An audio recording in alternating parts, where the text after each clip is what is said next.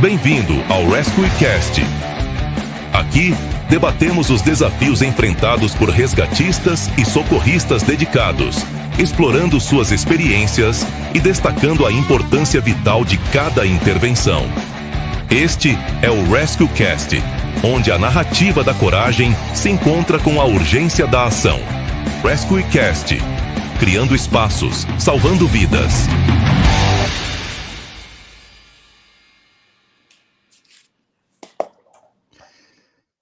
Salve, salve, amigos! Bem-vindos ao RescueCast, Criando Espaços, Salvando Vidas, episódio número 59 do canal, casa cheia, os 4 âncoras aí para debater sobre a atividade, uma felicidade voltar a gravar de novo com todos os amigos aí na nossa cena. Dando as boas-vindas, começando, bem-vindo, Geller, episódio número 59 do RescueCast. Fala, capitão, e aí, Anderson, e aí, Beto? Tudo certo? Tudo na Santa Paz? E nossos seguidores aí, um grande abraço. E não consegui parar de dar risada ainda da nossa gravação off ali. Ai. Mas vamos lá que hoje acho que um dos pontos mais emblemáticos da nova estruturação no veicular aí, que onde nós, né, vamos nos incluir também, cometemos alguns erros quando vamos trabalhar, e que é um dos grandes ajustes ainda que a gente tem que labutar para tentar deixar ele bem lapidado. É isso aí, Geller, obrigado. Anderson Santos, bem-vindo ao episódio número 59, nosso estrangeiro no canal. Ô, meus amigos, é sempre uma honra, Geller, Beto, Lazarim, poder aqui estar discutindo com vocês um assunto que a gente gosta tanto e que a gente acredita na contribuição aí com nossos ouvintes. Ainda mais hoje, o tema é um dos temas aí, ponto-chave do atendimento, né? Uma parte muito estratégica na qual, quando bem desenvolvido, o paciente ganha muito com isso, e quando não tão bem desenvolvida, por vezes o paciente acaba sendo prejudicado. É isso aí, Anderson, obrigado. Beto, bem-vindo, episódio 59.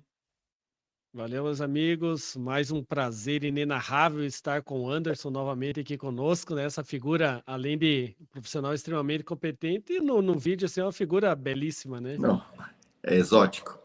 Não é exótica. Ainda bem que a gente consegue dividir bem quando a gente tá falando de humor e quando a gente parte para falar no sério, né? A virada de chave acontece instantaneamente, né? Nem Mas todo vamos lá mundo tem uma visão abstrata das belezas que existem por aí. Eu tenho certeza que vai ser um episódio espetacular, só pelo o antes da gravação, que já se decorreu mais que de 15 minutos falando, né? Isso aí é uma verdade, Beto. Para você que está nos assistindo aí, já sabe, a gente já até comentou aqui, né? Que a resenha antes e depois do episódio daria mais 1 hora de gravação, né? Mas nem tudo pode ser deixado registrado aqui, porque tem coisa até que daria cadeia. Mas você que está nos assistindo, né? E antes de começar o nosso episódio, deixar aqui o nosso agradecimento. Resgatécnica, AutoAnker, SOS Sul, Resquad, do nosso amigo Anderson, que está inclusive aqui, Yorn Tatu, Placalto, Sisbom e Tecnoalto, empresas que apoiam esse grande debate sobre o resgate veicular, sobre fazer uma atividade cada vez mais forte do ponto de vista técnico, teórico e até mesmo de alguns debates que não são tão claros em relação à doutrina ainda. E, como a gente já mencionou aqui, né, uma forma de tentar democratizar um pouco a chegada do conhecimento, porque nós também sabemos que tem uma dificuldade de acesso a cursos e tudo mais, né? O Brasil é grande demais, às vezes não se tem, principalmente para quem está um pouco mais afastado dos eixos principais aí, uma facilidade para treinar. Então, nosso objetivo aqui hoje é debater um desses grandes temas da área do veicular. Agradecer a você aí que nos acompanha, pedir para que, na medida do possível, curta o nosso vídeo, inscreva-se no canal e acompanhe as novidades aí do RescueCast. Bom, no último episódio em que nós 4 conversamos, nós falamos e chegamos até uma das etapas, que é a avaliação primária do paciente no veicular, o paciente do trauma, aquela avaliação bastante pormenorizada que é feita para tomada de decisão. E agora, no episódio número 59, nós chegamos propriamente dito na fase estratégica do atendimento, quando nós vamos fazer uma reunião tripartida para a elaboração de planos de desencarceramento.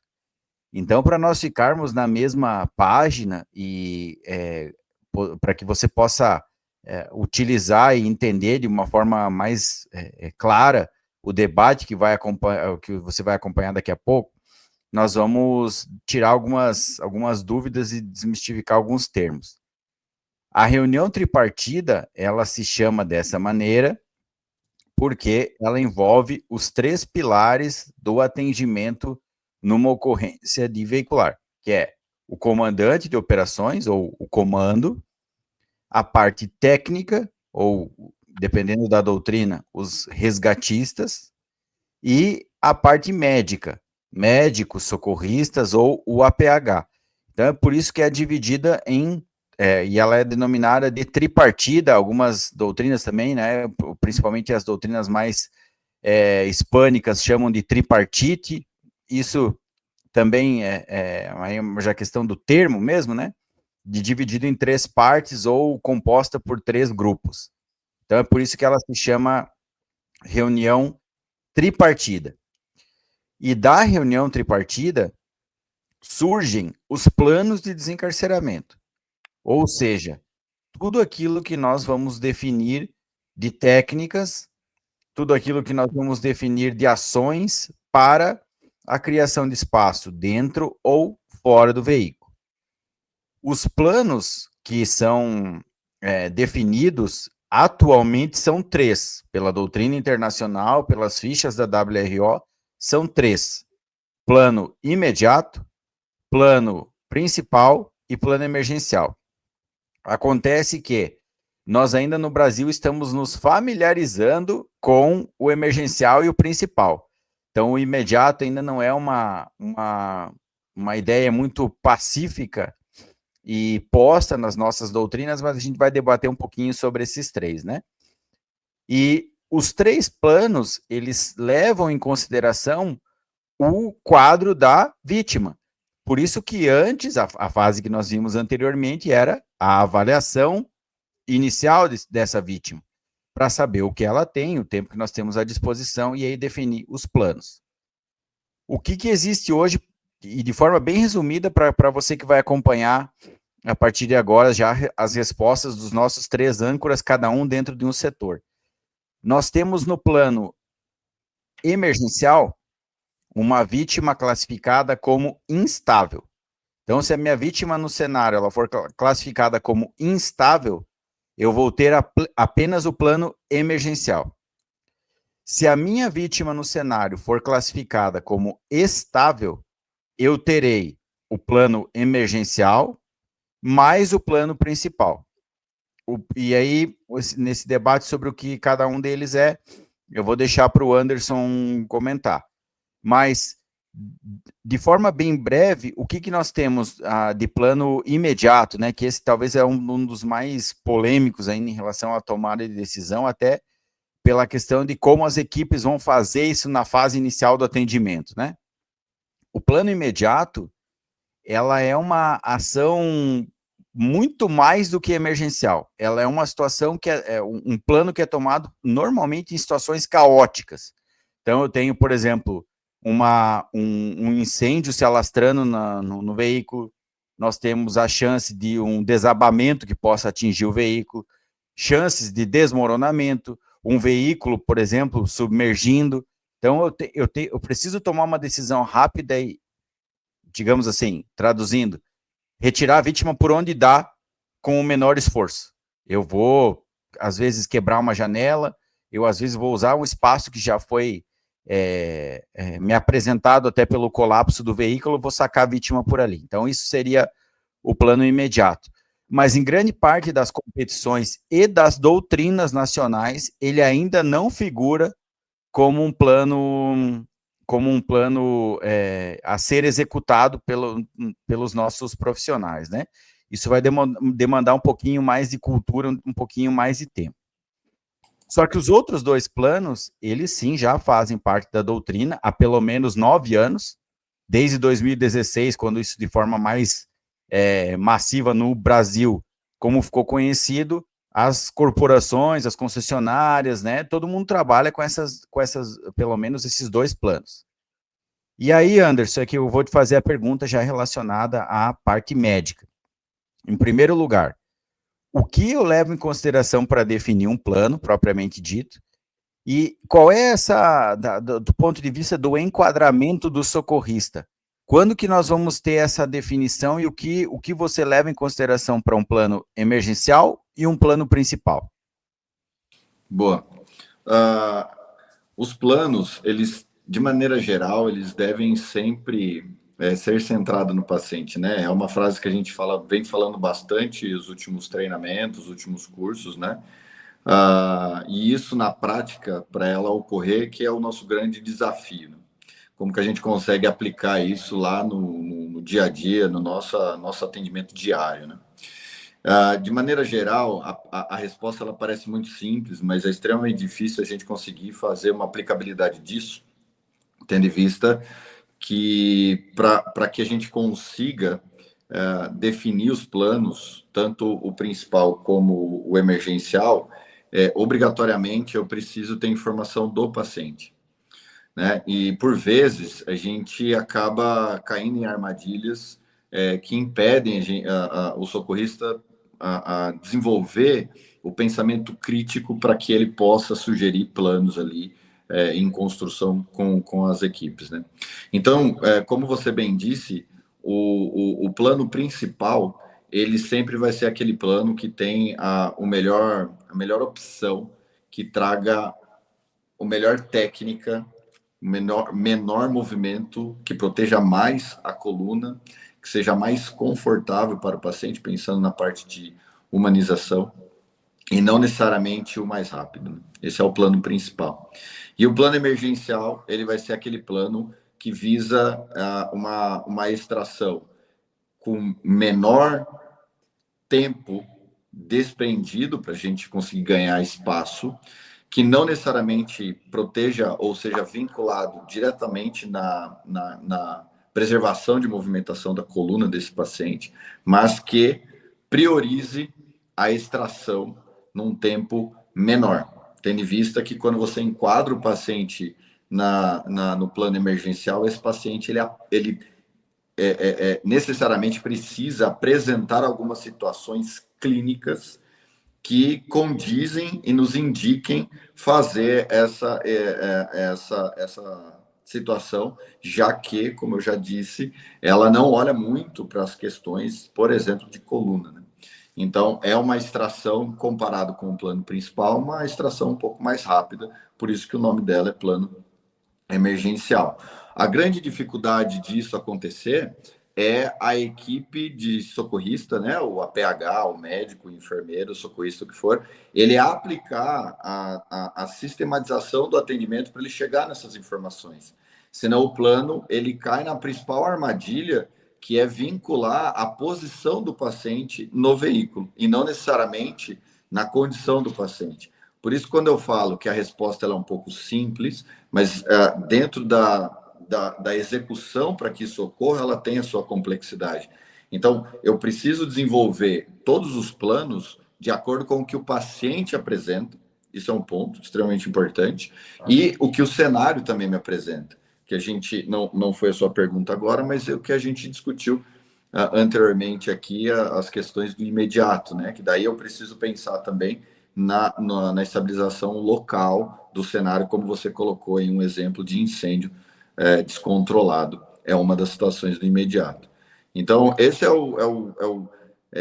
o grande ponto que o socorrista, a equipe de APH, precisa conseguir garantir as informações, mesmo por vezes sob pressão do comandante ou da equipe técnica, que exige um tempo mínimo para você conseguir essas informações de maneira bem seriada, que a gente chama, né? Então, ela ocorre dentro de um tempo ali e que eu consiga passar a informação efetiva para a equipe. E aí sim eu consigo construir esses dois planos. E lembrando, e é importante, que os planos eles devem iniciar, talvez para quem está nos ouvindo hoje seja a primeira vez que está tendo contato com essa informação, para quem já está de longa data, isso já não é tão novo assim, mas a gente precisa lembrar que o plano que eu vou executar primeiro é sempre o emergencial. Eu tenho que ter a porta de emergência sempre pronta para eu conseguir fazer uma extração caso necessário, caso o paciente necessite, ele me traga condição que me exija essa extração um pouquinho mais agressiva em comparação com a extração do plano principal. E aí, depois que eu garantir a emergencial, aí sim eu consigo evoluir para o plano principal. Tá? Isso que eu nem estou entrando no contato no contexto aqui de aprisionamentos e os riscos que eu preciso, o quanto antes, inverter ali, mudar a situação de tipo físico 2 para 1, enfim, não vou entrar nesse mérito aqui para não prolongar aí a resposta.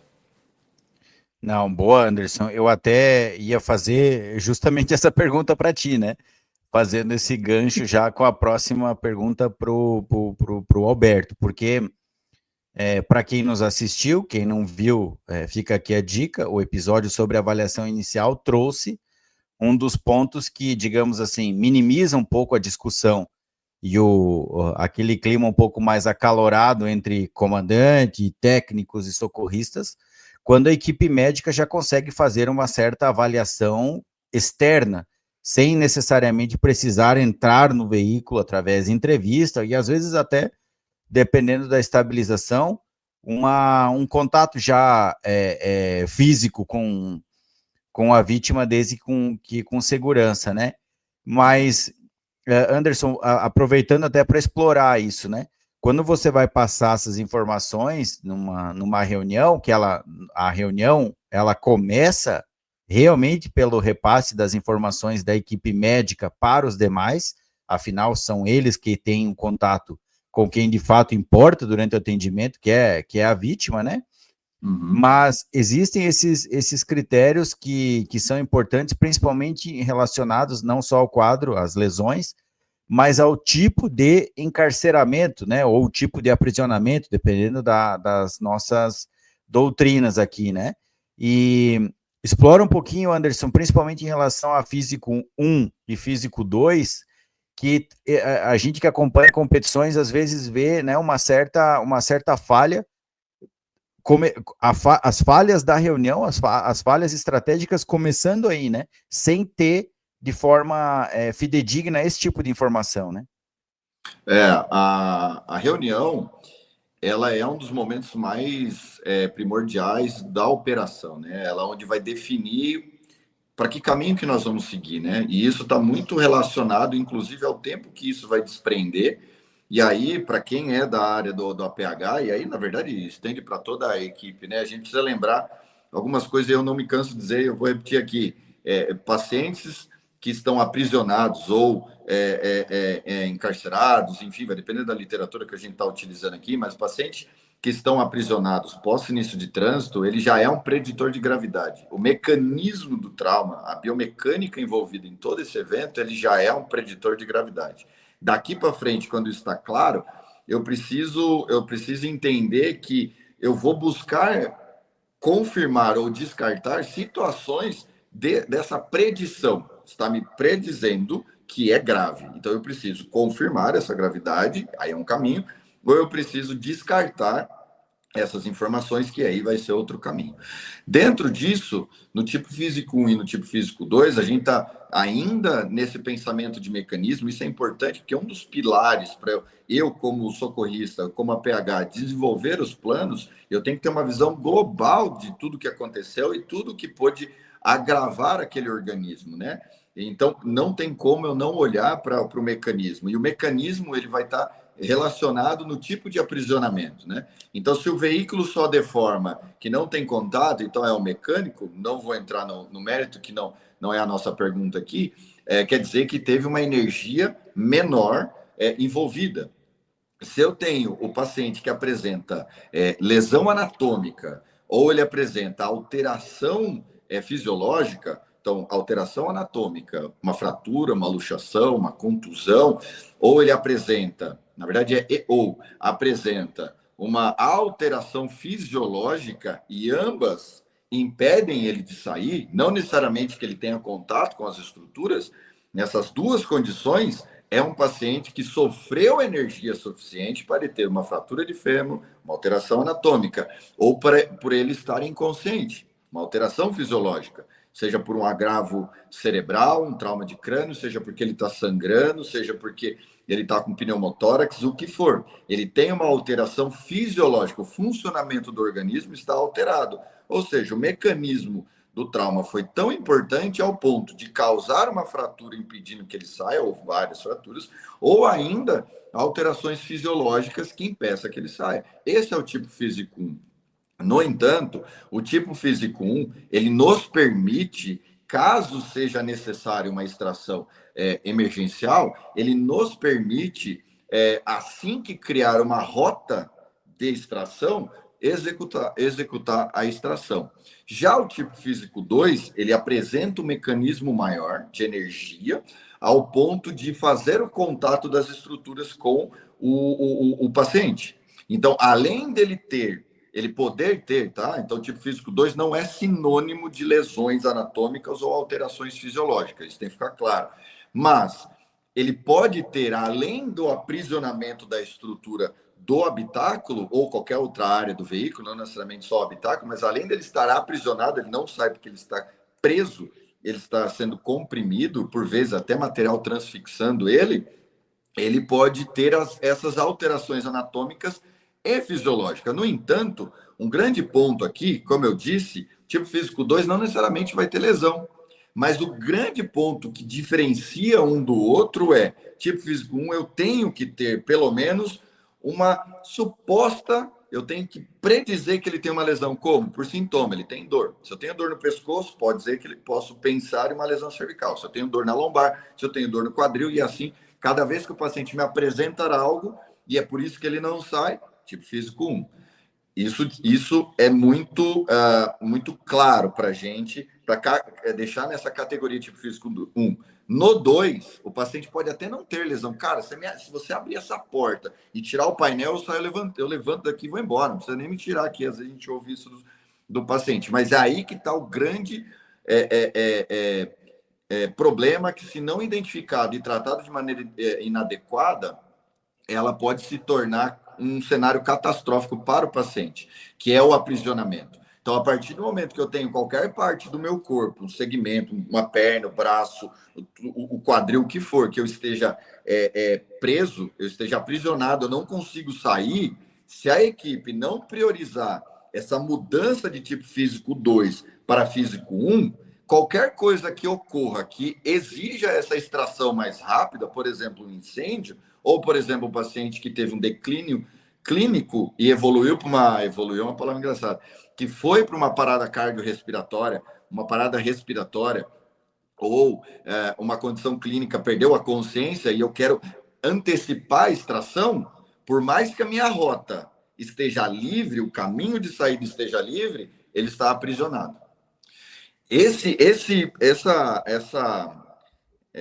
momento dele estar preso e ele estar livre é muito importante para a equipe conseguir desenvolver o restante do plano. E isso é condição do APH. Se o APH investe tempo demais em todas as outras ações e, por vezes, não lembra disso, não identifica isso ou não sabe da importância de liberar aquele membro, mesmo antes, por vezes, de executar os planos, isso pode ser um problema sério, porque se o comandante não tem essa informação e o comandante não cobra, a equipe técnica não tem informação e a equipe técnica não pede essa informação ao comandante, todo mundo pode estar sendo direcionado a um erro muito grave. Então, qualquer coisa que acontecer, eu não consigo extrair esse paciente. E para fechar aqui e concluir essa minha resposta, ô Lazarim, por vezes, você não precisa de grandes técnicas melaborantes. Por vezes é só você afastar um banco para trás, é você abaixar o banco, é você deitar o banco, por vezes, é você colocar apenas um calço cunha, forçar, empurrar o tecido banco, que às vezes já libera ali aquele pé ou perna que está presa, está aprisionada, sabe? Então, às vezes, técnicas não destrutivas é o suficiente para eu tirar ele dessa fase, desse período extremamente perigoso para o paciente, que é ficar aprisionado, a gente evoluir para as técnicas, e se no meio do caminho precisar fazer extração, esse paciente ainda está preso. Pô, Anderson, esse gancho ele é super importante, e até porque já vamos fazer essa pergunta para o Beto, né? O nosso socorrista entrou, fez toda aquela avaliação, buscou as lesões que essa vítima possa ter, entrevistou, às vezes não conseguiu entrevistar, ela ainda inconsciente buscou mesmo assim alguns estímulos, buscou algumas respostas, e definiu, né, ou classificou esse tipo de encarceramento aí que a gente tem, então, basicamente no atendimento, físico 1 e físico 2, o mecânico até acontece da gente chegar, mas normalmente essa pessoa alguém já fez o favor de tirar lá de dentro, né, salvo situações aí de dificuldade locomotora, né, principalmente pessoas idosas ou alguma outra condição física. Mas e aí, Beto, a equipe técnica, ela recebeu essas informações, como que se procede nesse momento a construção dentro dos planos das técnicas ou do que vai ser encaixado em cada um dos planos? É interessante, antes de responder ao que o senhor me pede, eu quero até fazer um gancho com o que o Anderson falou, que é importantíssimo. E o pessoal que está assistindo pode achar que não acontece, mas muitas e muitas vezes nós já vimos em provas e já vimos também na rua as pessoas se aterem ao plano emergencial e ao plano principal, e nesse plano emergencial não está incluído a transformação de tipo físico 2 para tipo físico 1. E aí, quando você vai fazer a extração dessa vítima, essa vítima está encarcerada, está aprisionada. E você não fez a transformação desse membro, e aí você tem um problema, como o Anderson bem disse, né? Tu tá com a rota de extração praticamente pronta, mas essa vítima está encarcerada, está aprisionada dentro do veículo. Então é importantíssimo e é legal para o pessoal ficar ligado. Tá? Desculpa. Agora, quanto à criação de planos, chefe, é interessante também que aqui no Brasil a gente tem uma característica um pouquinho diferente do que é no exterior. Em 2022, a gente esteve em Luxemburgo, e o nosso treinamento aqui, a gente previa que sempre na reunião tripartida, quando a gente chegava e todo mundo ouvia a interação dos socorristas, né, da equipe médica com o comandante, então a gente ouvia os dados da vítima, ouvia o que era necessário fazer, e o comandante nos indagava o que nós achávamos, o que nós tínhamos a contribuir com o plano. Isso chamou muita atenção, principalmente dos assessores da Europa, porque lá não tem essa participação mais ativa dos resgatistas e dos técnicos. O comandante ouve o socorrista, define plano e fala para o resgatista o que é para ele fazer. Aqui no Brasil a gente tem uma visão um pouquinho diferente e que eu acho que é salutar, tanto que a gente recebeu bastante elogios lá em 2022. Porque quando o técnico entra para fazer o 360, para fazer estabilização, ele já está visualizando um passo à frente. Então, ele já consegue ver toda a estrutura do veículo, consegue ver onde essa vítima está e já consegue ir bolando um plano mentalmente na sua cabeça do que pode e do que não pode ser realizado, né? E se for aquilo, quais técnicas utilizar e não utilizar. Lógico que isso sem ter o quadro exato da vítima. Então, na hora da reunião, nos é repassado o quadro dessa vítima e com que brevidade devemos agir, aí tudo aquilo que a gente estava mentalizando, a gente interage com o socorrista e com o comando, e eu falando mais propriamente da Condá, a gente sugere planos, sugere ações que a gente pode realizar e que a gente já pensou brevemente, né? E aí a gente constrói esse plano junto com o socorrista e com o comando. Mas para o técnico é essencial as informações precisas da equipe médica, dos socorristas. Sem essas informações, a gente pode até mentalizar algo que a gente vai executar, mas nunca com aquela assertividade. A gente tem que primeiro ouvir e aí sim sugerir planos que podem ou não ser os mais adequados, né? E aí por isso que é importante da equipe, né? Onde esses 3 pilares juntos definem um plano de ação, né? Mas basicamente na reunião a gente interage com opiniões do que a gente pode e do que a gente gostaria de realizar mediante o estado daquela vítima. O Beto, tu comentou um ponto que eu acho que é importante, até já aproveitando para quem está nos acompanhando, né? O Anderson mencionou da importância de que o plano emergencial, ou essa porta de emergência, né, essa rota esteja preparada o mais rápido possível no início do atendimento. E ao longo dos anos a gente foi percebendo o quão importante é, e eu queria saber da tua opinião em relação a essa definição de técnicas, porque existem técnicas que são extremamente efetivas, ganham espaço considerável, mas com um custo de tempo extremamente elevado. Já tem outras que são técnicas mais simples de serem executadas, criam um certo espaço, né, dão aquela determinada rota, mas ainda não um ideal. Como que você enxerga hoje essa criação de espaço, né, na definição principalmente da Condá? Como que vocês costumam trabalhar essa criação de espaço? Porque daí é um contraponto que a gente tem relacionado e que muitos assessores batem em cima disso também na hora da avaliação, né? Que aí eu acho que é o processo de amadurecimento das equipes e dos assessores também. Porque tem situações que nessa definição, o plano, as técnicas usadas num plano emergencial, por exemplo, jamais possibilitariam a vítima sair dali, que a gente chama de plano inexequível. Eu criei um espaço, né? Mas nem que a vítima quisesse sair dali, ela sairia, né? Como que tu enxerga essa definição, Beto?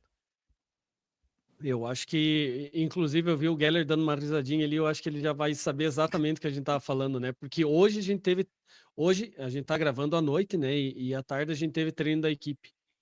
Então a gente falou um pouco sobre isso e discutiu um pouco sobre plano emergencial e sobre, muitas vezes, o excesso de zelo, e não me entendam mal aqui, né? Eu acho que o Anderson vai concordar comigo.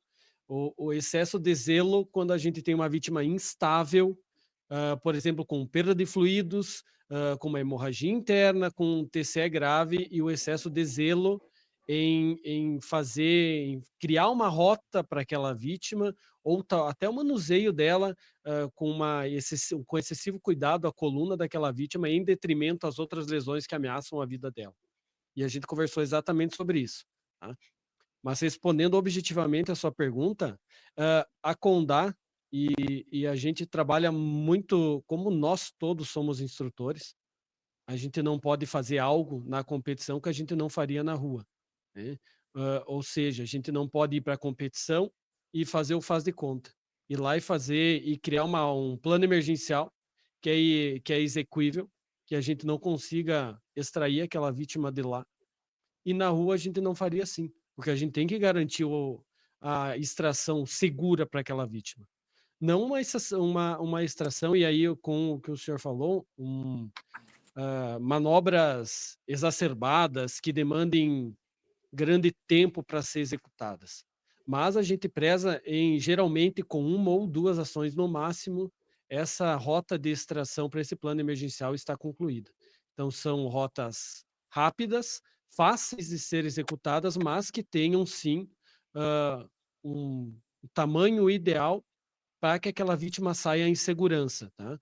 Muitas vezes, se essa vítima for instável, ela não vai sair nas melhores condições, mas são as condições que aquela vítima precisa naquele momento pelo quadro em que ela se apresenta. Né? Então, condições que ameaçam a vida, ela não vai ter uma extração totalmente segura, com grandes áreas para a gente extrair ela o mais adequado possível. Mas ela vai ser extraída o mais rápido possível. Mas eu acho sim que a gente tem que tomar bastante cuidado nisso, e a gente frisa isso nas instruções, que a competição basicamente é um laboratório para que a gente teste, que a gente faça na rua. Então, de nada vai adiantar a gente ir para a competição, fazer algo que a gente não vai conseguir fazer na rua. Então, isso a gente leva bastante em consideração e a gente tem por objetivo também prezar pelo que a gente está falando e pelo que a gente está fazendo. Que a gente sabe da nossa responsabilidade que muita gente assiste, vê a Condá, para depois aplicar também no seu quartel o que a gente está fazendo. Boa, Beto. E, Geller, vindo desse emaranhado de informação, né? O socorrista falou uma coisa, o técnico falou outra, e o comandante está ali naquele momento de fazer uma comunicação fluir bem e ficar tudo entendido entre todos, né? Como você enxerga, né, principalmente a tua atuação, o papel do comandante nessa definição dos planos e nessa reunião, e de que forma tu procura interagir, porque uma coisa que é fato, e eu gostaria que você abordasse também.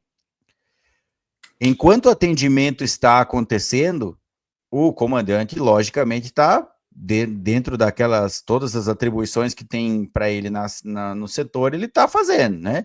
Ele está buscando outros riscos, ele está acompanhando uma estabilização, ele está fazendo uma interação com socorristas antes do acesso, procurando ou perguntando se tem acesso por meio não destrutivo, se vai conseguir acessar, por onde que vai acessar, se precisa quebrar vidro, se precisa proteger, se já tem informação de vítima, encarceramento. Então o comandante ele está instigando essas coisas assim.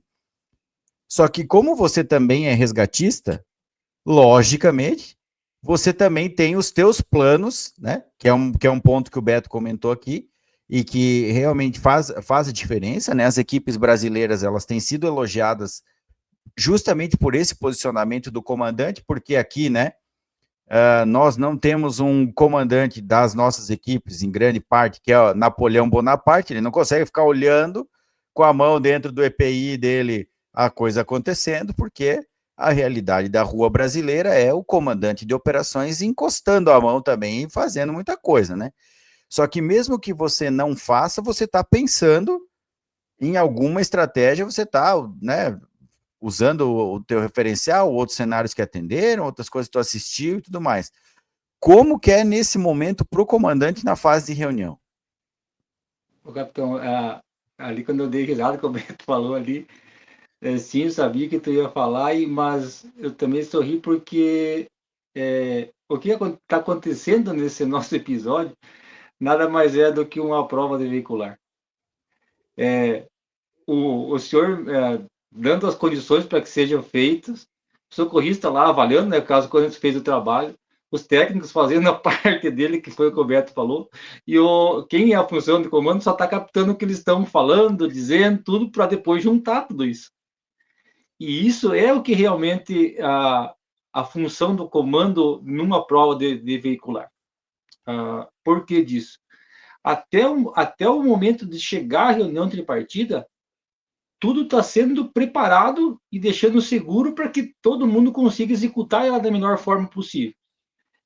Dado segurança para que o socorrista acesse o veículo, que faça a inspeção interna de segurança para ele trabalhar lá dentro. Os técnicos ali fora estão estabilizando a primária, a secundária, enfim, deixando tudo pronto para aquele momento. E o que acontece em algumas situações? É que sim dá tempo para o comando conversar um pouquinho mais com a PH, principalmente em cenários que a estabilização secundária é um pouco mais demorada, que a gente já tem um acesso ali bom, que não precisa ser feito, que já está pronto pelo cenário, e que essa secundária vai demorar, ali o comando pode chegar um pouquinho mais com o socorrista, terminou a tua avaliação? Sim, falta terminar a secundária. Já pensou em algo para nós, uma rota de trabalho para nós? Um local que a gente vai criar espaço? Se ele já conseguiu verificar aquilo ali, a gente pode conversar isso antes. Para quê? Para que também ver se já está casando com a visão que o comando está tendo de trabalho. Que em todos esses momentos, sim, o comando precisa buscar uma visão dele para que quando chegar lá na reunião tenha essa troca de informações, essa troca de opiniões entre socorrista, técnico e comandante.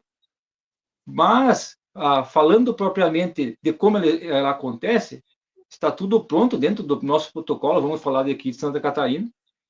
Se a ação secundária está concluída, a gente chama a reunião tripartida. Nesse chamar, a primeira pessoa que o comando deve conversar é socorrista. E aí? Passa o breve quadro da vítima e o local que a gente precisa trabalhar para criar espaço. Tanto o comandante como a equipe técnica estão ouvindo. E aí, capitão, que o senhor bem comentou ali da questão de comandantes, o Beto também falou, e que são simples visões de trabalho. Não que uma equipe adote que o comando tome a decisão que a equipe está trabalhando errado. São protocolos que eles estão encaixados. Nós, e eu concordo também plenamente que, e vou aqui no outro, trabalhar isso cada vez para melhorar, que se tem mais visões e mais opiniões, a gente consegue concluir melhor e fazer um trabalho melhor. Mas eles dizem assim, o pessoal da Europa, se tem o comando que decide tudo, eles estão errados. Não, é simples forma deles trabalhar. Mas nós, eu entendo que a nossa forma, a gente consegue o trabalho em equipe como um todo. E aí, captando essas informações, o comandante pode dizer, equipe técnica, qual que é a visão de vocês de trabalho para o plano emergencial, se for definido um só, o plano único, ou para o emergencial e o principal?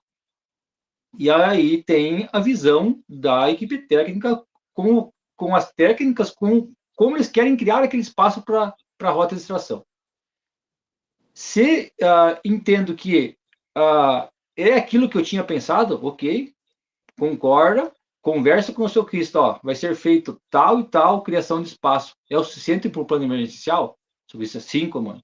E para o principal, nós vamos fazer tal técnica para ganhar mais espaço. É o suficiente? Chega? É isso que tu precisa? Socorrista Elisa, sim, comando. É isso que a gente precisa. E aí a gente confirma para os técnicos que está ok, referente à avaliação de espaço do socorrista. Mas, se dentro dessa elaboração dos planos, ou do plano, eu tenho uma outra visão, é nesse momento que eu opino com os técnicos referente ao que eu pensei. Então, assim, eu pensei em fazer tal técnico. Porque pode ser que na visão do técnico ele não tinha pensado aquilo. E ele, realmente, comando, essa técnica vai ser um pouco mais rápida. E vice-versa. Eu dou a minha opção de técnica, eles não, comando, para aí. Nessa técnica vão ter que usar o alargador, a tesoura e, se não for eficiente, o cilindro. E nessa técnica nossa, só com a tesoura e o alargador é o suficiente. Cabe um instantezinho aí, 5 segundos de reflexão. Ok. É isso mesmo. Volta lá para o socorrista e confirma realmente se é aqueles espaços, e aí estão definidos os planos. Mas o comando, ele não deve ser uma pessoa rígida, não, eu defini o plano e é isso aqui. Eu acho que não cabe isso para uma equipe, né? Volto a repetir, assim como tem equipes que definem, tem equipes que até a gente, nas nossas discussões, o comandante que ia lá e falava que era para fazer e foi campeão mundial. Então, a gente não... Por isso que a gente diz que não tem nada definido, mas nós gostamos dessa linha de trabalho, de conversarmos todos, de ouvirmos todos, de... Que nem do outro. Se ganhar, ganhamos junto, se perder, perdemos junto. Mas é isso que é isso que a gente busca, é o trabalho em equipe realmente, né? Porque até dentro da equipe técnica, em algumas vezes, na reunião, existem algumas divergências de técnicas a serem feitas. E entre um e o outro fala, não, mas espera aí, olha só, lá o largador não vai entrar. A não ser que nós façamos um quarto alívio aqui, aí sim ele vai conseguir trabalhar melhor. E existe isso dentro da reunião. Por isso que ela é o momento chave. Que se esses pequenos detalhes não forem levados em considerações ali, o plano vai começar, ele vai se enrolar, ele não vai conseguir ser concluído, e aí a gente sabe que quanto mais tempo vai demorando, lógico, afeta a vítima, mas mais nervoso vai ficando o técnico que está lá executando, que não está dando resultado. O comandante fica ali fora também inquieto porque ele não está evoluindo o plano, e a gente precisa que ele evolua, e aí o tempo está passando e a situação da vítima pode sim se agravar. Então, é por isso que os mínimos detalhes precisam ser conversados. Se ali precisa ficar 30 segundos a mais, fiquem. E se para uma rota de extração o socorrista pedir ao pessoal, eu preciso que cortem a alavanca da marcha, o câmbio da marcha, é porque ele está vendo a necessidade daquele detalhe. Sabe, mas, cara, precisa cortar? Se ele pediu, precisa. É ele que está lá dentro, é ele que tem a noção de espaço que ele precisa. Precisa. Então, é esse o grande elo que precisa ter na criação ou dos planos, na definição de trabalho, das estratégias e das táticas de trabalho, para que aí sim consiga se organizar. Se existe trabalho fora do veículo para fazer, ferramental, existe a possibilidade de eu deixar uma dupla lá trabalhando, e se eu tenho a possibilidade de ter outra dupla trabalhando internamente, eu também tenho. Mas tudo isso precisa ser definido nesse momento. É por isso que a, a última frase entre as três partes é: todos entenderam os planos ou o plano? E esse sim precisa vir de todos. Para que depois o técnico entre lá no carro para cortar alguma parte e eu socorrista, o que tu está fazendo aí? Não, mas foi definido na reunião que a gente precisava cortar isso aqui. Ah, mas eu não ouvi. Então já começa a falar em fator tempo, em falar em fator execução, ser mais demorado. Então é um grande embate, mas um embate para o bem. Sim. Ô, Geller, mas cara, tu falou uma situação que aí é o que eu agora vou aproveitar para começar a fazer o pinga-fogo, né? Que você que está acompanhando o episódio já ouviu o seguinte: quando o Anderson passou a bola para o Beto, ele disse o seguinte: às vezes tem ações que são pequenas. Eu vou colocar uma cunha, vou reclinar um banco, eu vou fazer alguma coisa dentro do carro. E a gente estava muito acostumado a ter a definição de funções bem delimitadinha. Então, o socorrista só mexe com a vítima, os técnicos só mexem com ferramenta e o comandante não mexe em nada. Mas aí, esse ponto da reunião é algo que precisa ficar claro, porque até mesmo as ações que serão executadas e com quais ferramentas, destrutivas ou não, elas serão feitas, precisam ficar claras agora, né? E aí, Anderson, embora nós estejamos falando de reunião e não da fase de desencarceramento, mas como que você entende esse encaixe de fazer manobras técnicas definido dentro da reunião, sendo você um socorrista dentro do carro, né? E uma segunda já pergunta emendando. Você está dentro do carro. Como que você enxerga a tua limitação em relação ao atendimento? Porque, por exemplo, vamos imaginar um cenário que hoje dos cenários de competição é um dos mais difíceis, né? Eu tenho 6 integrantes, 2 vítimas. Então, eu tenho um socorrista com cada uma delas, né? Como que você define a tua possibilidade de agir como técnico dentro de um cenário, especialmente nas situações que, né, se você vai ser usado, quer dizer que o técnico não tem espaço para entrar ali. Como que você consegue mensurar isso e o que você sugere para quem está nos assistindo e às vezes se pega nesse labirinto? Quando você coloca, Lazarim, essa questão que ainda existe e está bem presente no Brasil, o Brasil, falando em tamanho, ele é muito grande, né? E quando você fala do aspecto de tudo muito delimitado, eu vou até aqui, daqui para lá não é mais eu, daqui para lá é o técnico. Então, até a página 2 sou eu da PH, da 2 para frente é o coleguinha, assim vai.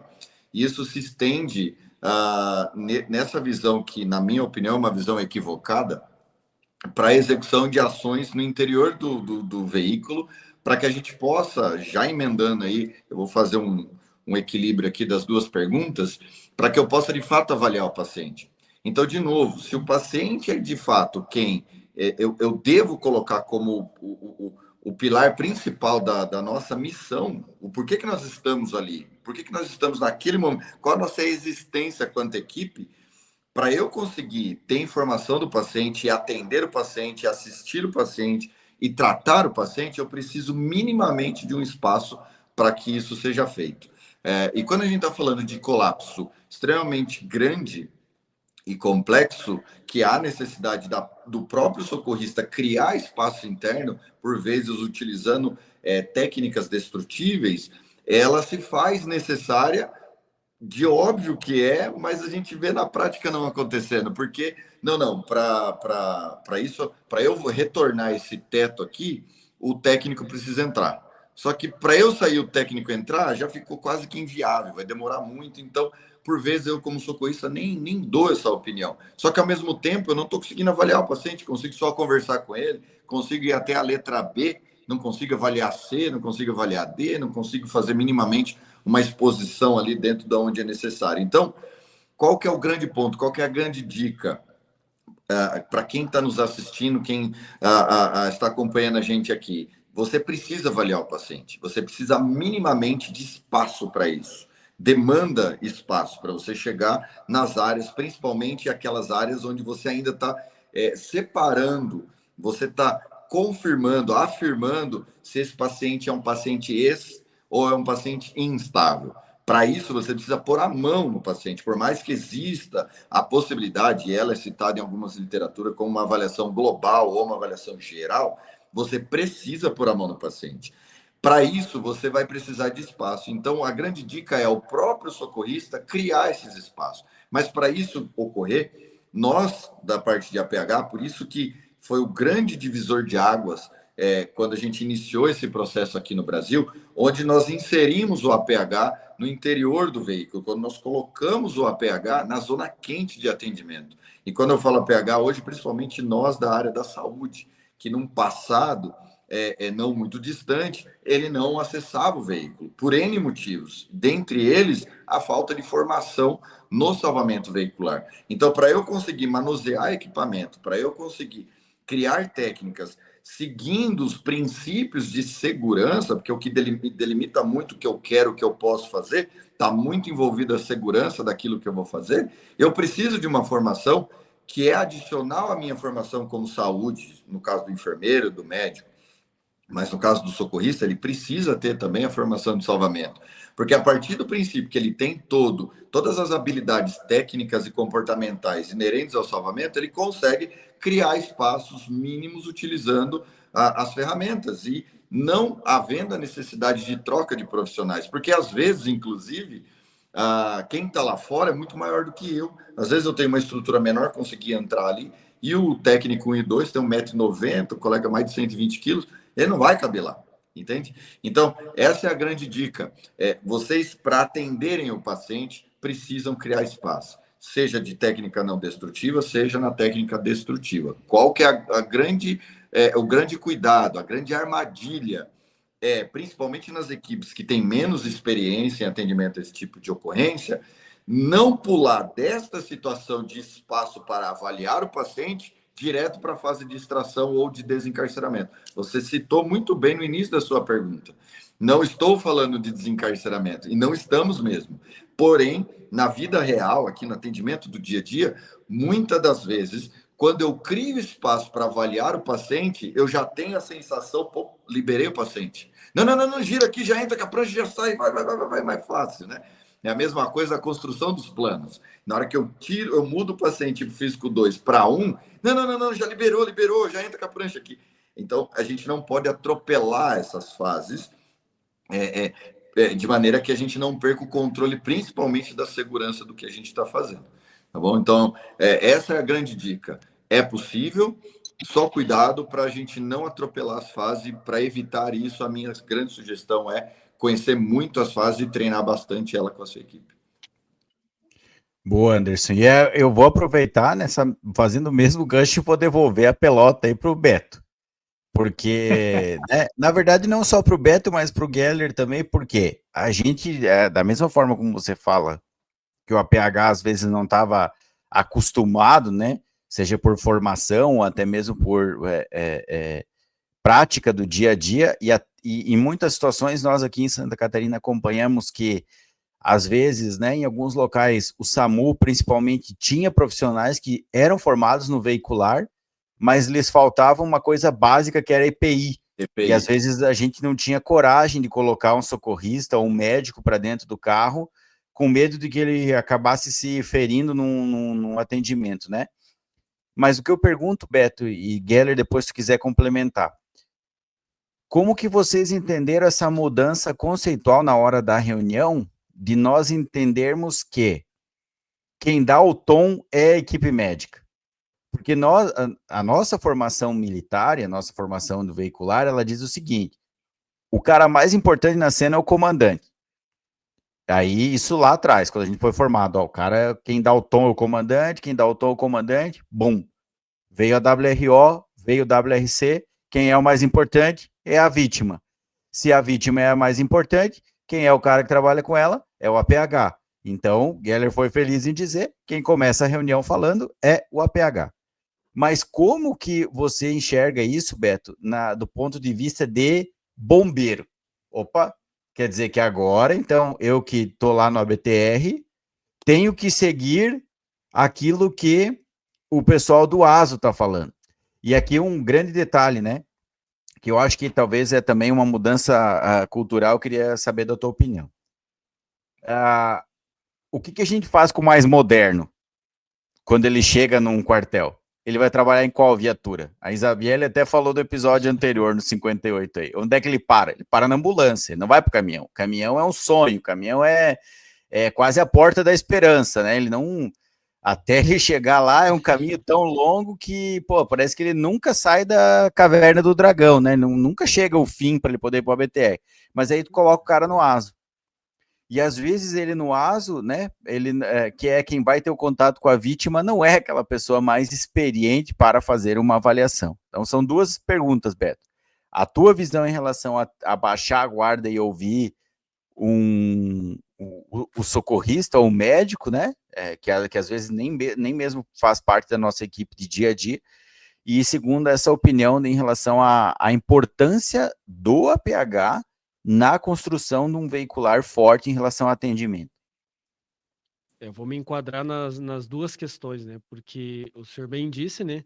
Eu sou formado há 21 anos, então, quando a gente teve o primeiro curso de resgate veicular, e como o Anderson falou, a equipe de APH ficava na zona morna, não entrava na zona quente. A vítima estava lá, sozinha.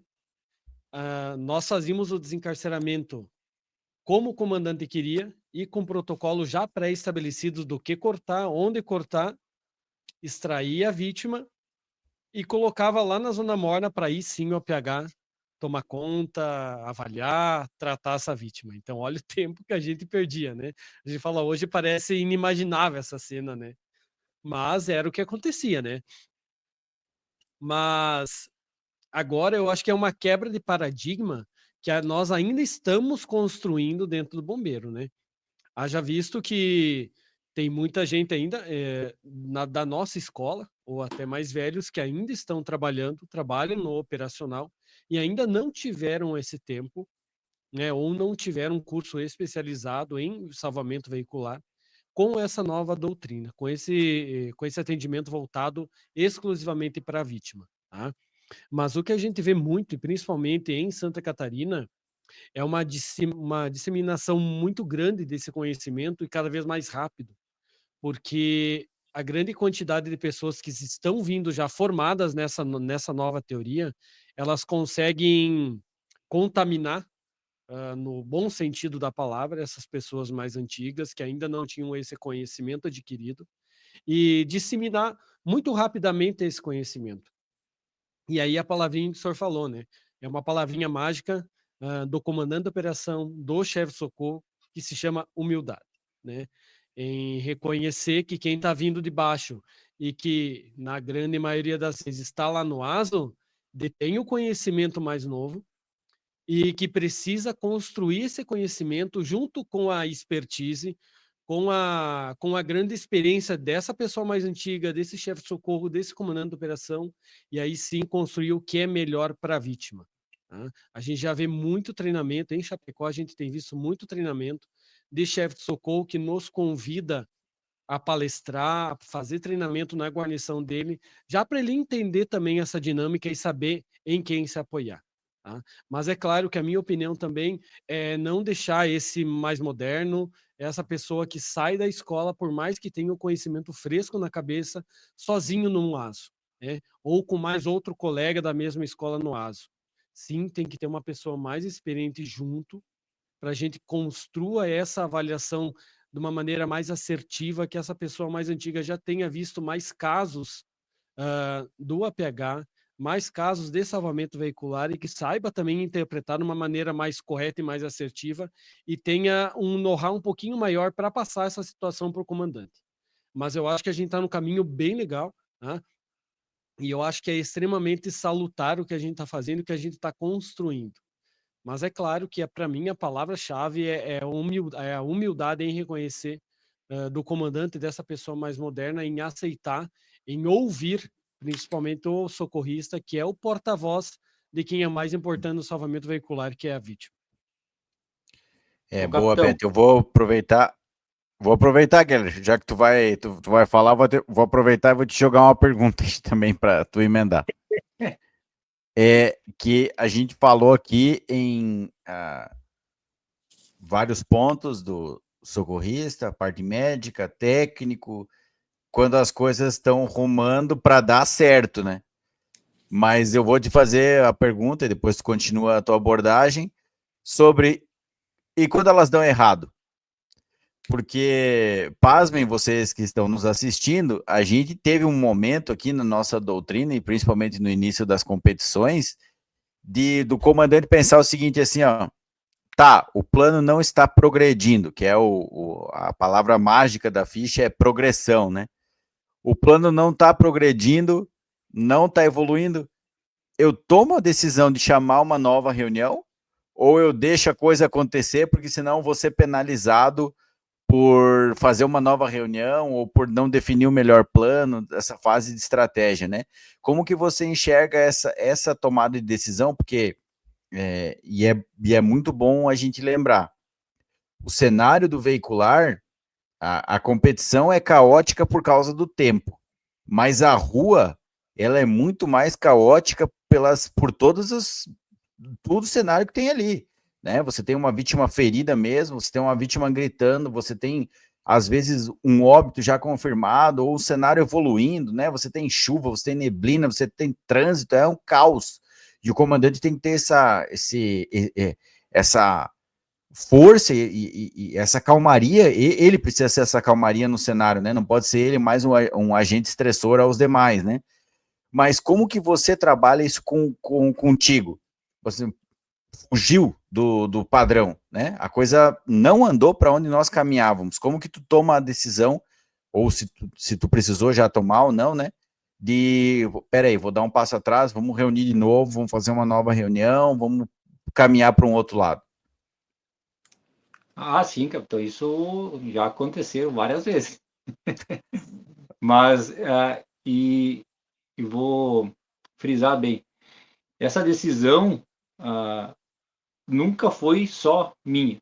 É lógico que o monitoramento das ações é a função do comandante. Mas essa progressão que a gente tanto diz, se dá principalmente a execução do trabalho ferramental que não está de acordo com aquilo que nós imaginávamos. E aí sim, nesse momento, como essa parte de monitoramento cabe ao comando, ele bater nas costas do colega e dizer assim, colega, peraí, o que está acontecendo? O que nós vamos fazer para resolver e para nós continuar progredindo? Porque essa ação, a ferramenta não está trabalhando aí. Vem aqui comigo.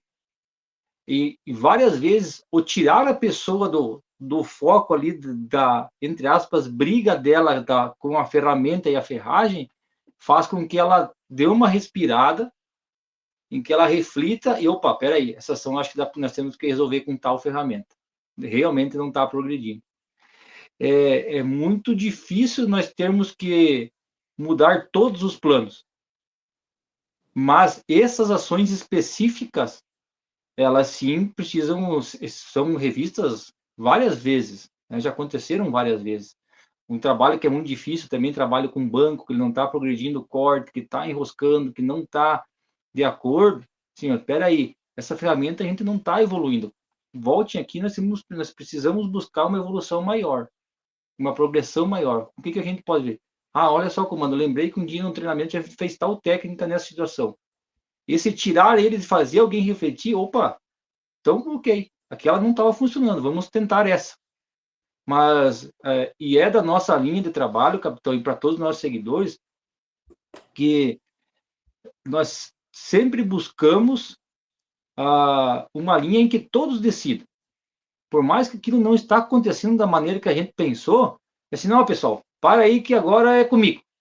Vocês não decidem mais nada e vamos fazer assim. Isso nunca aconteceu. Né? Sim, é parar e dizer, ó, pessoal, isso aqui não está progredindo. E se nós mudássemos para tal técnica, o que vocês acham? Ah, comando, mas daí nós vamos ter que mudar a posição do socorrista. Socorrista, tu consegue se reposicionar para nós evoluir por aqui? Ah, sim, eu consigo. Então, pessoal, aguarda o socorrista se movimentar, se reposicionar para nós trabalhar desse outro lado aqui. Então, essa ação de interrupção, ela se dá mais por essas ações do que propriamente assim de ter um plano totalmente errado, totalmente... É lógico que, capitão, eu estou falando isso porque, enfim, nossos seguidores também entendem, a gente tem uma bagagem aí que já é difícil a gente errar totalmente o plano. A gente erra, com certeza, mas os principais as principais embates que dá de progressão são nesses momentos, lógico.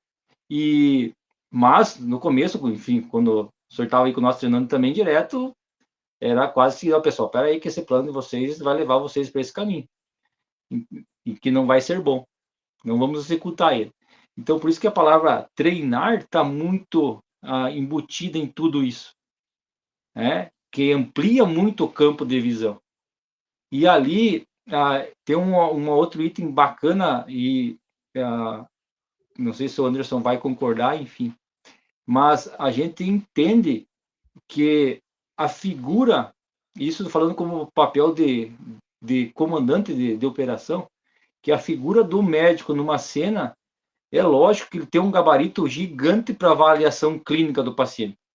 E é isso que, quando a gente está trabalhando com duas equipes distintas, eu falo bombeiro e serviço de emergência, seja o SAMU, seja motopista, seja quem for, a gente buscar essa parte melhor das pessoas que estão ali para complementar a nossa reunião e o nosso trabalho. Né? Doutor, eu preciso que o senhor avalie a parte clínica dele e diga a situação desse paciente. E me diga quanto tempo a gente tem para trabalhar com esse paciente. Esse paciente está estável, vocês têm um tempo razoável, pode trabalhar tranquilo. E aí que vai da parte da equipe de resgate chegar e falar, doutor, é o seguinte, como o senhor tem tempo, nós temos tempo para trabalhar, nós pensamos em fazer essas ações para criar espaços para treinar o paciente. O senhor concorda com isso? O senhor acha que a gente pode fazer isso? A gente tem tempo, o paciente permite, nos dá tempo para isso? Ok. E ao contrário também.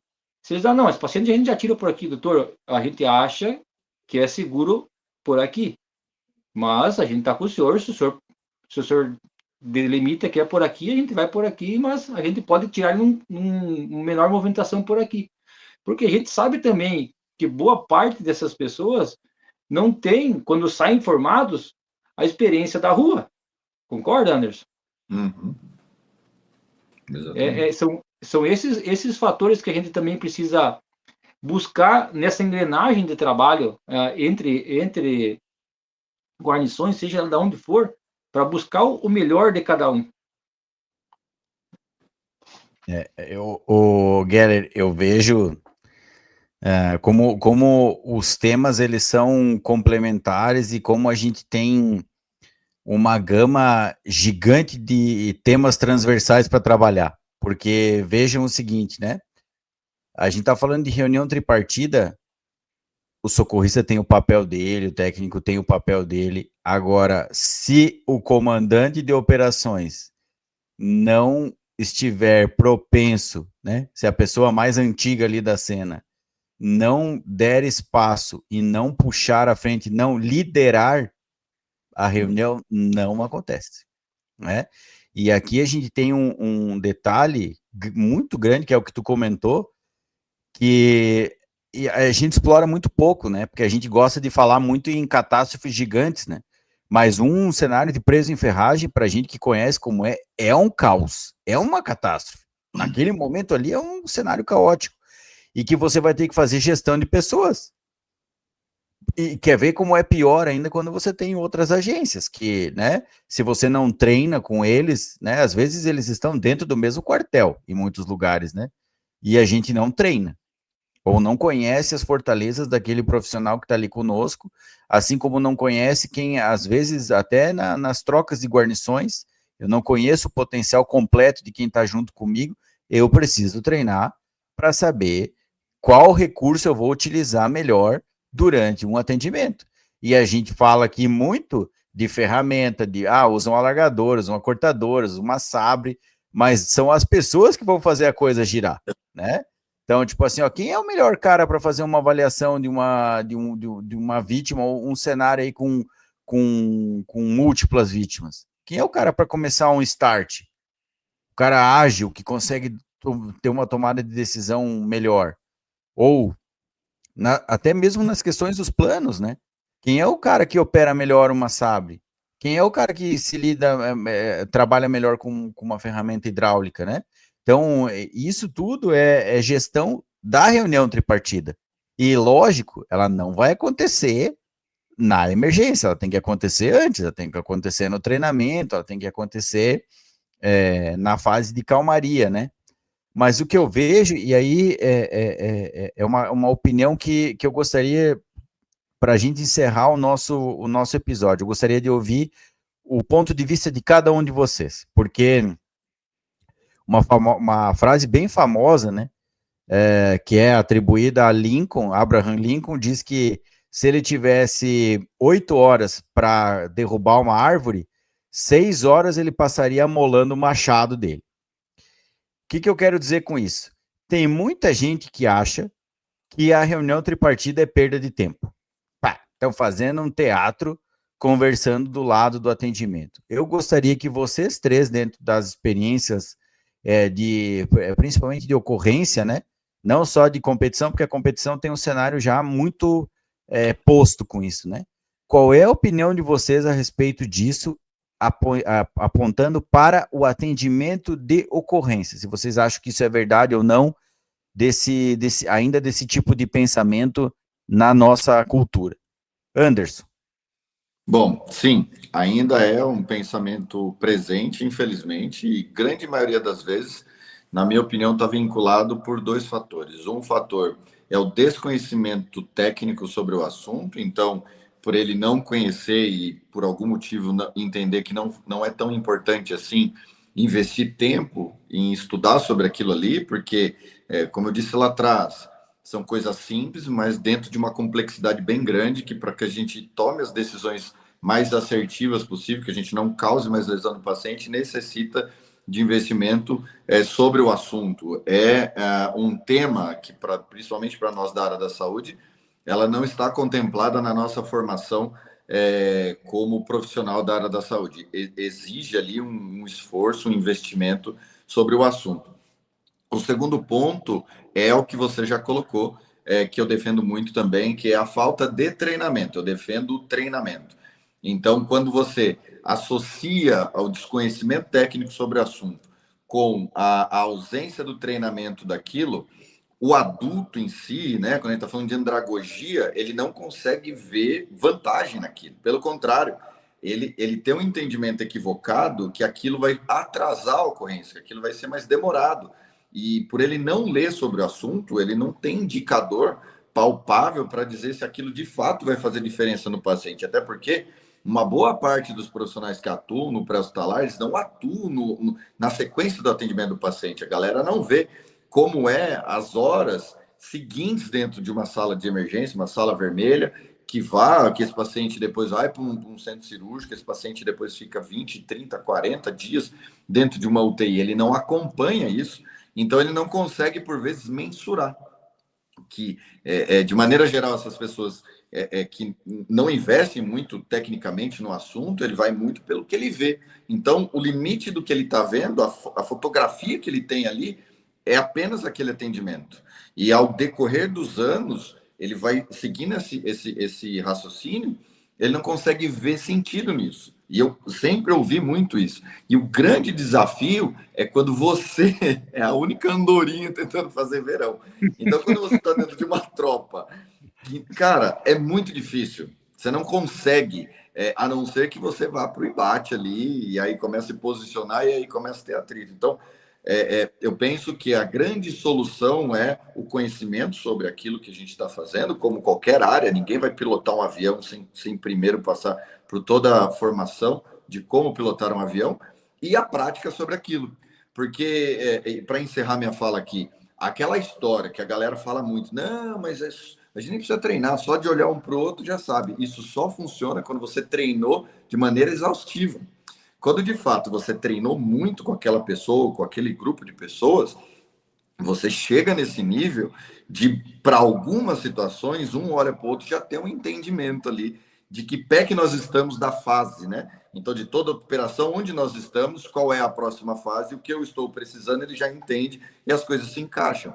Só que quando não tem conhecimento técnico associado com a prática muito bem explorada, né? De maneira que seja medular, né? Então, tudo que vai ser feito, todo mundo já sabe, você tem problema. Você tem problema. E por eu não saber fazer, eu vou fazer de maneira equivocada, e aí, para mim, que já não acredita muito naquilo, vai ser a confirmação que aquilo ali é só um teatro, que só funciona nos campeonatos. A minha prática de rodovia foi uma divisão de águas, assim, ó, um divisor de água absurdo. A partir do momento que nós trouxemos dentro da nossa limitação, número de pessoas e tudo mais, a ocorrência ficou tranquilamente, por mais que é uma percepção, tá? Não tem um número, fizemos um estudo, uma meta-análise, ainda não. Mas a percepção a ocorrência ficou extremamente mais segura, isso é indiscutível, extremamente mais segura, quando você tem as fases, principalmente você tem um plano bem definido. A gente se tornou mais ágil e assertivo, acabou aquele negócio de tentativa e erro. Não, corta aqui, não, agora corta ali, não, vamos mudar. Acabou, é uma coisa muito mais direcionada, e a ocorrência ela se tornou, sim, muito mais humanizada, porque aprendendo o processo nos forçou a olhar para o paciente como paciente. Até então a gente só olhava para o carro e nosso grande desafio era vencer o carro, né? Corta essa merda logo aí. Então, essa é a minha grande experiência. É extremamente factível, execuível, traz bons resultados, mas não é simples de se implantar na prática, não. É bem trabalhoso, depende de muita gente e muita força. Boa, Anderson. Essa visão da concessionária é importante, né? Eu vou aproveitar jogando a pergunta para o Beto, né? Para vocês explorarem, Beto e Guilherme, um outro fator, né? Que é estar treinando com o volume altíssimo de treinamento dentro de guarnições que às vezes vocês eram os únicos a treinar.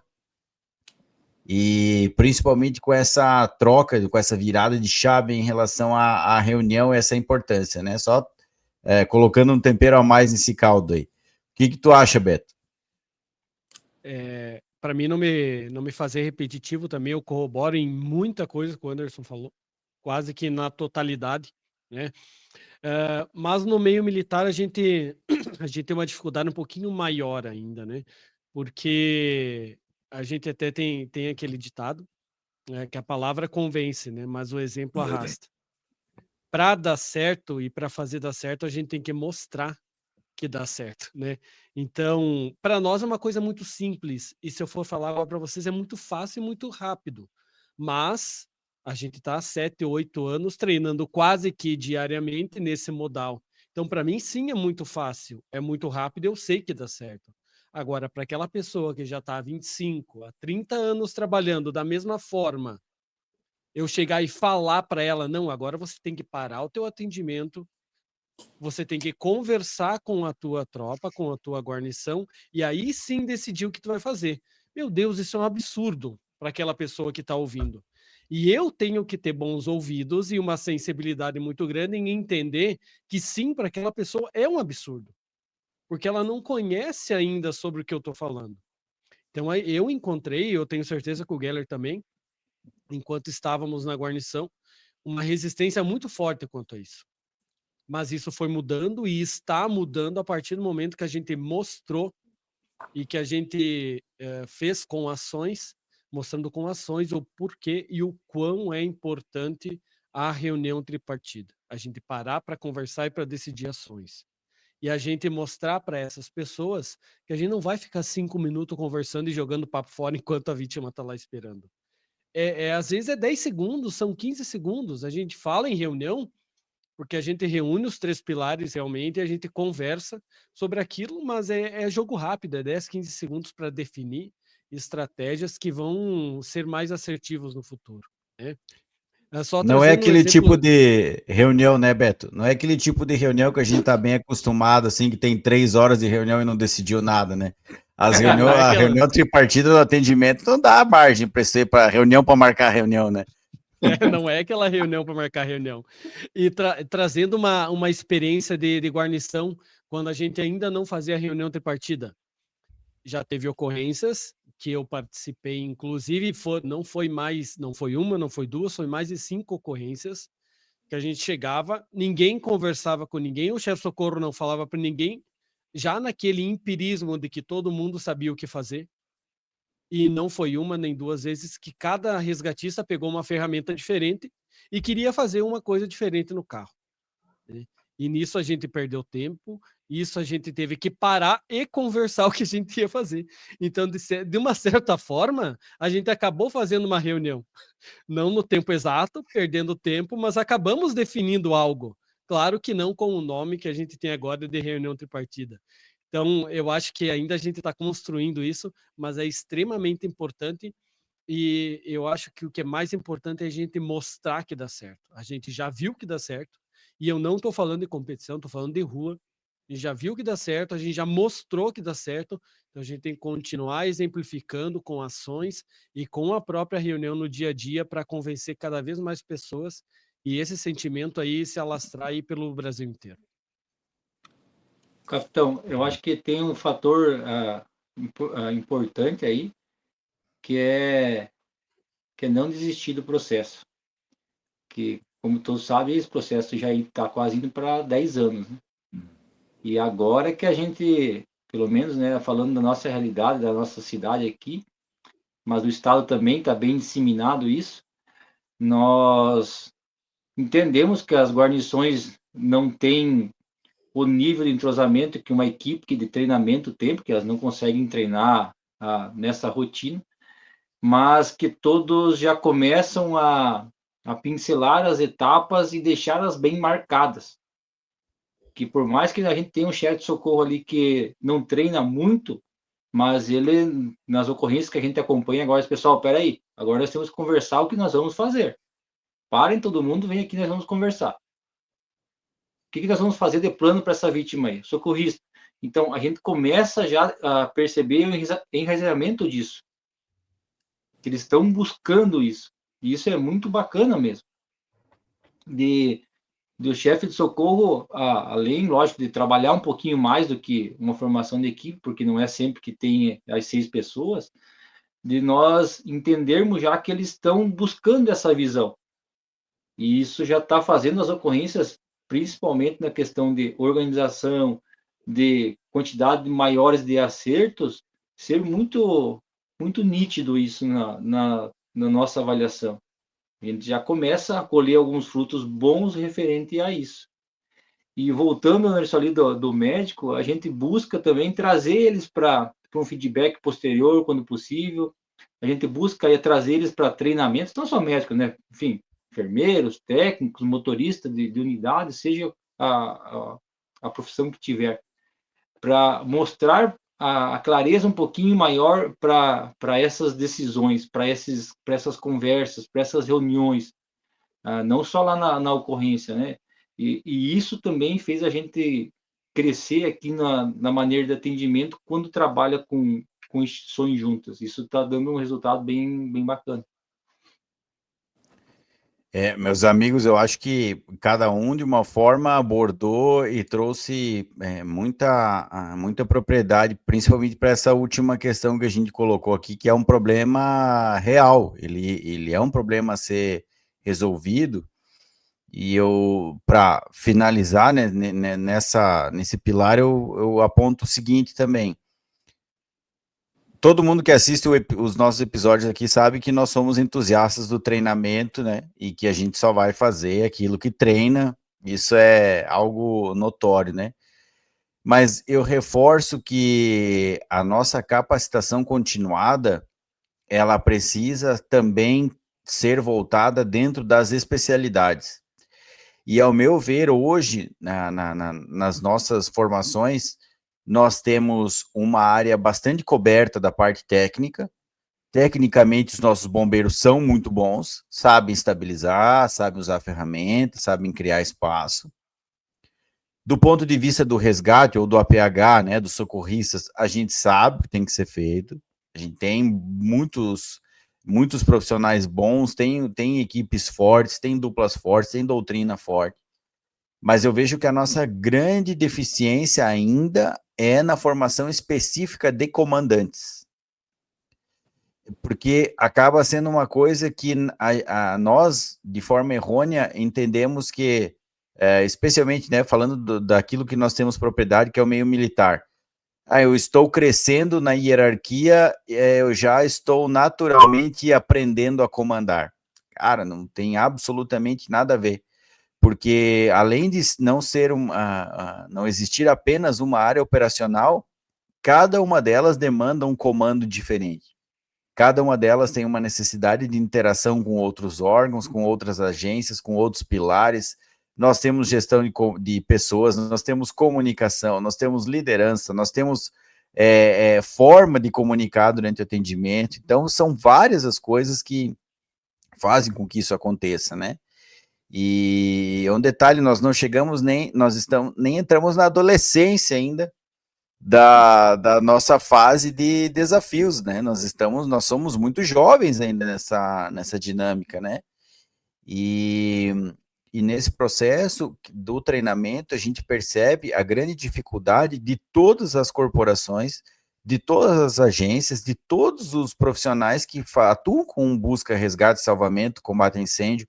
É difícil você se manter atualizado e treinando e capacitado o tempo todo, né? Então é algo que nós todos precisamos buscar. Se eu não consigo, como comandante, estar atualizado em tudo, eu preciso saber dentro da minha equipe, dentro da minha guarnição ou prontidão, quem são as pessoas que vão poder liderar, às vezes, uma reunião tripartida sem ser o comandante. Ou liderar uma definição estratégica, como situações que a gente já acompanhou, né? Nós vivemos isso muito em Joaçaba também.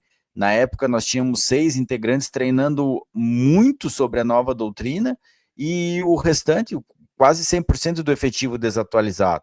Então, como que eu vou conseguir chegar nisso para não ter arrogância, para não parecer que eu estou sendo prepotente, para não parecer que, eu estou desconstruindo 30, 40, 50 anos de história de alguém que atendia, tirou das ferragens, com alavanca, com pé de cabra, com moto abrasivo, com Porto Power, e de repente chegam os caras aqui com uma ideia mirabolante, né?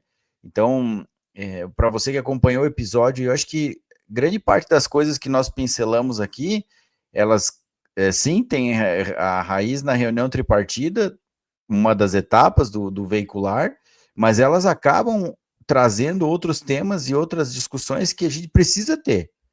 A gente precisa jogar isso na mesa do nosso café, a gente precisa estudar, né? Às vezes precisa, dentro de cada pilar, buscar uma capacitação continuada, a ponto de que eu não fique restrito só à minha parte técnica. Hoje a gente já sabe disso, os manuais de veicular não dão conta de formar uma equipe forte. Tem várias outras coisas aí que circundam o cenário que a gente precisa estudar e desenvolver como profissionais, né? E a reunião tripartida é exatamente isso, uma boa comunicação flui, e se não for, é uma torre de Babel. Cada um falando de um jeito, puxa para um lado, puxa para o outro, ninguém se entende, e no final das contas quem sofre é a vítima, né? Mas, meus amigos, 1h30 de conversa, tirando a nossa resenha antes do episódio. Só tenho a agradecer aí, Anderson, Geller e Beto, por mais um grande episódio, né? Estamos fechando aí o episódio 59 sobre reunião tripartida. A nossa próxima conversa juntos vai trazer um tema que é o desencarceramento, que é propriamente as ações voltadas para o ganho de espaço, mesmo com o ferramental, o que o comandante faz do lado de fora, o que o socorrista faz dentro do veículo, quais são as ações da equipe técnica, para que você continue acompanhando aí na medida do possível, se fortaleça aí no seu plantão, na sua folga, enfim. A gente está aí com esse objetivo de que você se fortaleça como profissional. Meus amigos, obrigado aí mais uma vez pela nossa conversa, e aí nos vemos em breve, aí, certamente, no RescueCast, criando espaços, salvando vidas. Até mais aí você que nos assistiu. Grande abraço. Você acompanhou a mais um episódio do RescueCast. Curta e compartilhe nosso canal, porque o conhecimento salva vidas. Até breve!